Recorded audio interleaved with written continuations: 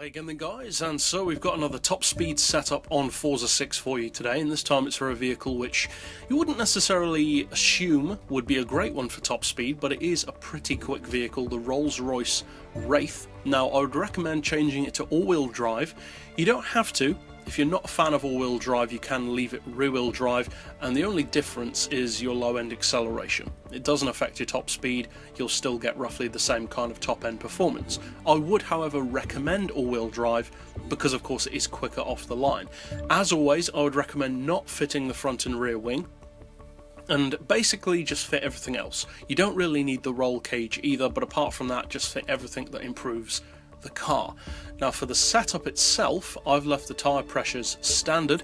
For the gearbox, I would recommend a final drive of 3.2, then individual gears of 3.35, 2, 1.65, 1.2, 0.95 and 0.72. As far as moving into the suspension, I prefer to have neutral camber and toe.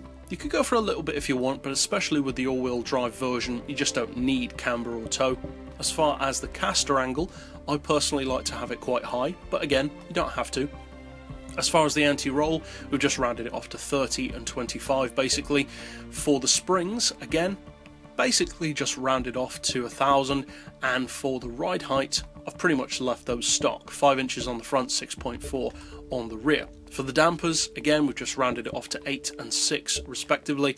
And then finally, for the diff, and this only applies if you do convert it to all-wheel drive, you want to have your centre balance 70% split to the rear, which helps you with launch, acceleration and top-end performance. So that's it for the setup. Now let's take it out, of course, to the Le Mans to see if it can actually reach those kind of speeds.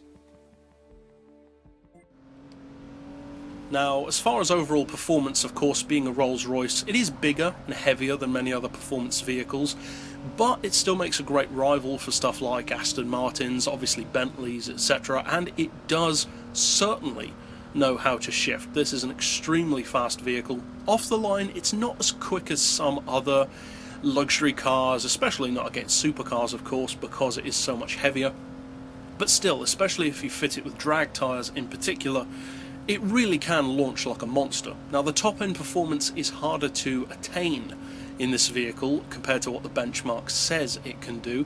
Of course 255 is quoted, whereas as you can see, you're looking at more like the mid 240s, getting up into the high 240s, but not quite 255. Overall though, it's extremely rapid, and for straight line performance in particular, this is a monster to use.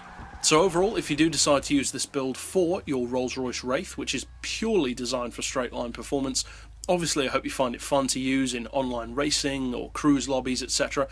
And that's it overall for this particular build, so I'll see you guys next time, and as always, thanks for watching.